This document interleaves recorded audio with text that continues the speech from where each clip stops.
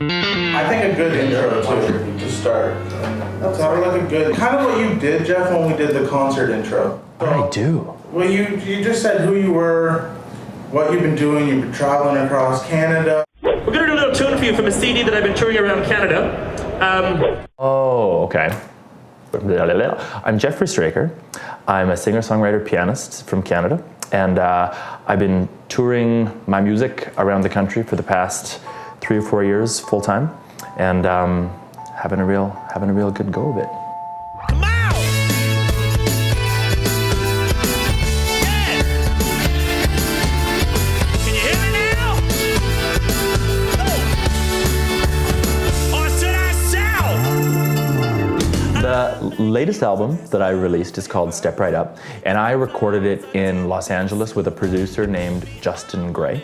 And Justin has had a lot of successes with some pretty well-known artists, including the likes of Joss Stone and Jack Soul, to make a Canadian reference. My songs are kind of, on this album, are kind of pop meets cabaret, and Justin's very much a pop producer. So this was a bit of a step out of the box for him. The CD has a completely bang-up band that plays sort of the core instrumentation.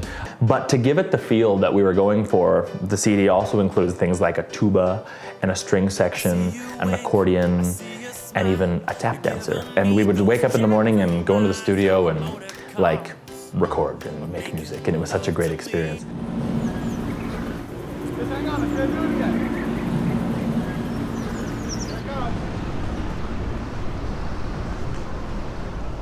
I started piano lessons when I was 7.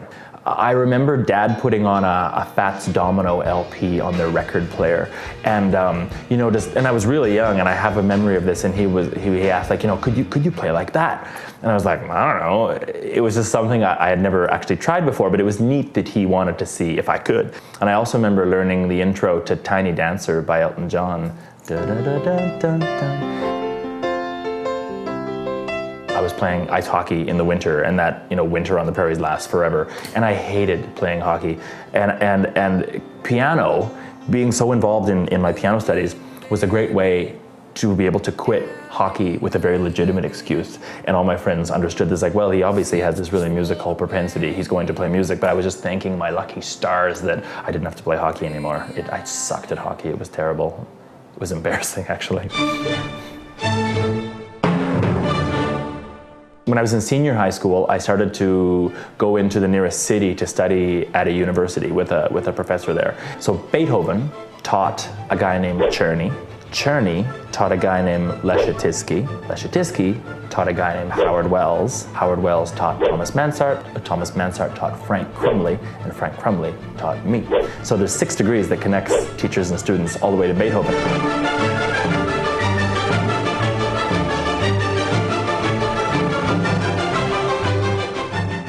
A lot of my writing involves characters that have come into my life in one way or another. Some of them have wafted in and then wafted out, and some of them are still in my life. But I like to write about characters, just something about it. One afternoon at Tim Hortons, she stole a whole Black Forest cake and ran across the street and fed it to a statue of Alexander the Great. Flatlines is a song about a girl I once met in Toronto through a friend, and her behavior was a little out there. She wasn't taking her medication at the time. I had met her again a little while later, and she was on her medications at that point, except she was kind of numbed into a coma. So numb, yeah, yeah, yeah, yeah. She dreamed late at night, always in black and white, and her ups and downs were flat lines. From your mouth again, only water dripping from your fingertips, and you're catching what you can with fingertips. I tend to average about 100-ish live shows a year over the past 3 to 4 years, and that doesn't seem to show any signs of slowing down. In fact, there's more, which is great, that demand sort of continues for these things. I really enjoy just doing shows with myself and a piano, because what it does is it sort of focuses the attention in on the song. What I love to do in that situation is add my sister, who's my backing harmony singer. She can sort of step in at any moment and sing the most beautiful harmonies and add so much depth to a song with just one extra voice, singing one extra line of music. It's pretty incredible. Beautifully. I love doing shows like that, just myself and a piano and my sister Jill. It's great. My band that I perform with the most often is made up of musicians from Regina, Saskatchewan. And there's something about performing with the full band whenever I can that it does make sort of a bigger, more impressive sound and a bigger, more impressive show. I find that it still lets people focus in on the song and the words and the stories, because we make sure that's out there in the mix and people can hear what's going on. But the creativity of the musicians just adds this other level of complexity that I really love. Today's the day, and he's here to say, oh yeah. I've been given a few interesting things by supporters and fans and people at shows. One of them is this pendant and this chain, and is supposed to represent a key from a piano. This man came up to me with this bag, and there was this, like, something hard in the bag wrapped in a towel, and he said, "This is for you." This little thing, and I said, "Oh, thank you," and it was warm. And I was like, "What could this be?" And I went back to my dressing room. Wheat on both sides of it. There's like the top of a stalk of wheat. And I opened it up, and it was a sealer jar, mason jar, full of homemade fresh borscht. That seemed odd. However, it was delicious. I ate every last bit of it. Not that night, but the next couple nights. It was great, but weird. After a recent live show, I was contacted by a Canadian artist. Her name is Darlene Gate, and she had heard myself with my band perform the wonderful Mrs. Bell. Mrs. Bell. Darlene went home that night and started to work on a painting, and her paintings are gorgeous.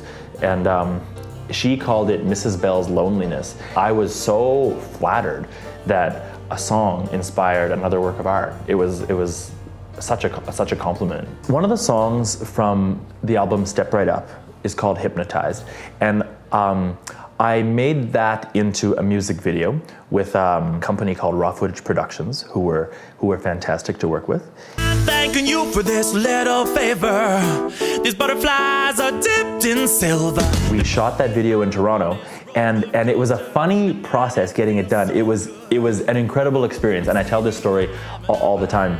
To get that cast, we put an ad on Craigslist and put a call up for people who wanted to sort of be in this, and we got a ton of responses and people who came out, and then some of them additionally were friends of mine and friends of the production company and all this sort of stuff, and it turned out to be a great day. We needed an old upright piano for the video, and we put an ad on Craigslist, and presto, we had an offer of this old upright piano, and it was incredible the way it all came together. It got picked up by Much More Music, and so it got some spin on Much More Music, and we were all really happy with that. And then people started to vote, because they could vote on this channel, and they voted it up into the top 10, and we were all really happy about that. And we're like, wow, on the Much More Music countdown, this video got into the top 10, and it made it up as high as number 6 at one point, which was more than I ever expected. Just the idea that I get to write songs and record them and perform them and tour them around and make music with other people, and somehow get paid to do that is weird. And that's all I ever wanted to do. So the fact that I've been able to do that is, I think, what I consider to be sort of my biggest sort of achievement with music, and it's all I ever really wanted. Between the hours, between the days, I never... As far as the future goes, as long as I can keep doing what I'm doing and gradually, slowly but surely, increase the size of the audiences and build a good fan base across the country, hopefully into Europe, and actually Asia is another place I've got my sights set on with a manager and agent I have there. If I can, grow audiences in those places and sort of keep doing what I'm doing, I'll be really happy. So I hope over the next 3 to 5 years that, I'll be doing more bigger shows and expanding into those other areas, and that would be great. And then, of course, like having tea with the Queen.